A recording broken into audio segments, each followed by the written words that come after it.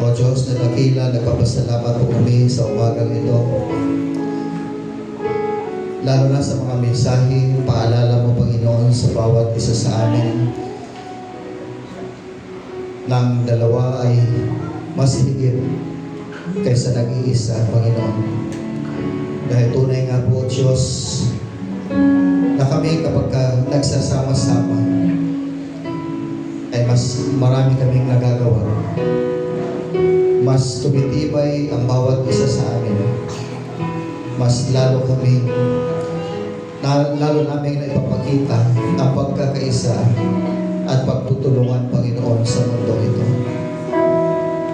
Marami sa amin, O Diyos, ang marami mga pinagdadaanan sa mga oras na ito. Iba-iba mga pinagdadaanan. Karamdamang emotional, physical. Iba namin mga kapatid o kapwa mananampalataya ay nangihina spiritually.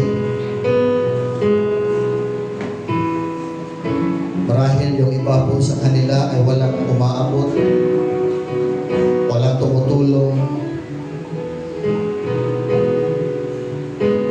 walang nag-i-encourage.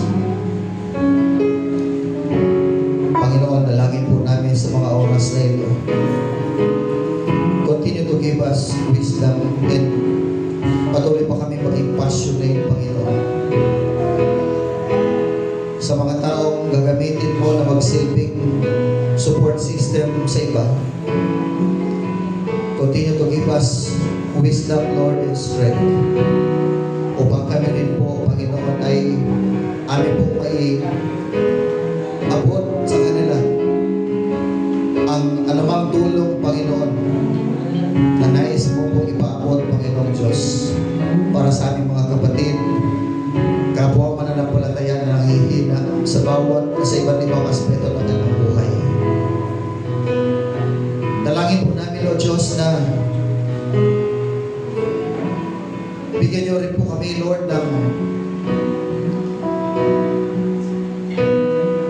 patuloy na kalakasan upang mas ma-encourage pa namin, Panginoon, ang aming pong kapwa na mananampalataya.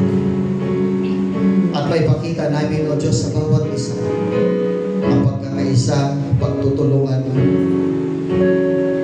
as a reflection, Lord, to the message that you have imparted, Lord, sa bawat isa sa amin ngayong umaga. Mamuhay kami, Panginoon, nakasama ang aming pong kapwa mananampalataya at higit sa lahat, mamuhay kami na may matibay na pananampalataya sa iyo. Ano man ang aming mga pagdadaanan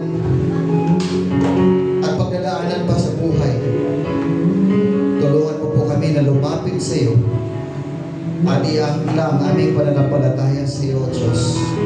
Sapagkat ikaw ang aming Diyos sa sandigan. Ikaw ang aming Diyos ng kalakasan. Ikaw ang Diyos na nagbibigay sa amin, Panginoon, na motivation pa upang magtiwala, lumakad, Panginoon, na kasama ka. At muli, Panginoon, sa aming mga kapatid na may karamdaman sa oras nito, Lord, extend your hands to be abundant. Lalo na kay Gerald Mirando, nakakaranas siya, Panginoon, ang hindi maunawaan na karamdaman. Father, we pray, be with him, Lord, sa mga oras na ito. Palakasin mo siya, Panginoon. Magtibanaman mo sa kanya, O Diyos, ang iyong pagmamahal. At hindi niya maramdaman, Panginoon, ang pag-iisa sapagkat nariyan ang kanyang pamilya, nariyan ang kanyang ama, at kami po, bilang kanyang mga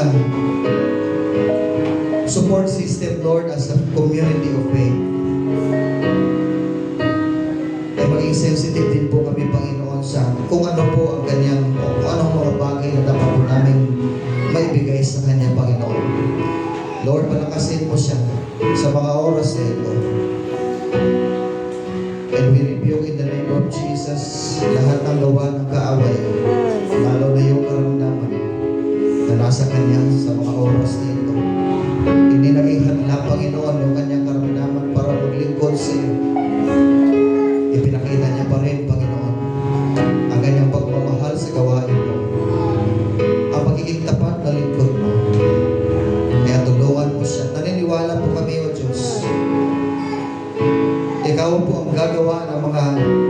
imposibleng bagay, Panginoon, sa kanya sa mga oras na ito. Tugunin mo po, Diyos, ang lahat ng kanyang pangailangan at ibalik sa kanya ang ibayong lakas at sigla upang magpatuloy pa siya sa kanyang paglilingkod sa iyo. Salamat po, Panginoon, at ibigay niya ang kanyang talento sa iyo lamang. Gagamitin niya ang kanyang talento sa iyo lamang, Panginoon. Wala nang iba. At ikaw ang kanyang maparangalan sa kanyang buhay. Salamat, Lord, sa umagang ito. Patuloy kami kanaming tinataas, sinasamba ang iyong kadakilaan at ang iyong kaluwalhatian. Salamat po sa iyong paghahari sa aming ngayong umaga. Napagtagumpayan namin, Panginoon, ang araw na ito, umagang ito, na kung saan sa halip na kami ay nasa banig pa, nakahiga, dala ng mga matitinding pagod at mga problema, pagiging burnout. But Lord, pinatunayan ng iyo po mga anak na ngayong umaga, kami po isang mananagumpay. Nagtagumpay kami mula sa anumang badyan ng kaaway, Panginoon. Mas pinili namin na pumarito sa lugar na ito para magpalakasan at magpalalim ang aming pananampalataya sa iyo, Panginoong Diyos. Lord, patuloy niyo pong pagpalain ang aming pong mga kapatid sa pananampalataya. Abutin niyo po sila sa mga oras na ito. Lahat ng napapagod, lahat ng napaburnout, lahat ng nagdududa, Panginoon, palitan mo ito ng kapayapaan sa kanilang puso at maging sa kanilang isipan, Panginoon. Palitan mo ito, O Diyos, ng pagpapala, Panginoon, bawat aspeto ng kanilang buhay. At sa aming pong pansamantalang pag-iwalay, patuloy po naming maranasan ang iyong pag-ibig, O Diyos, na dumadaloy sa aming mga puso. At amin din po itong iparanas sa aming pong kapwa mananampalataya sa iba pa, Panginoon. Sa loob at labas ng simbahan, sa loob at labas ng aming tahanan. Ikaw po, Diyos, ang aming papupurihan, paglilingkuran. Lord, ingatan niyo po ang bawat isa sa amin. Ilayo sa anumang uri ng kapahamakan, anumang gawa ng kaaway, anumang karamdaman. Pagpalain niyo po ang bawat naghahanap buhay, bawat trabaho. Ingatan niyo po, proteksyonan niyo po, Panginoon. At pagpalain niyo po ang bawat miyembro ng iglesyang ito na nagsisikap, Panginoon, para matugunan ang kanilang mga pangailangan.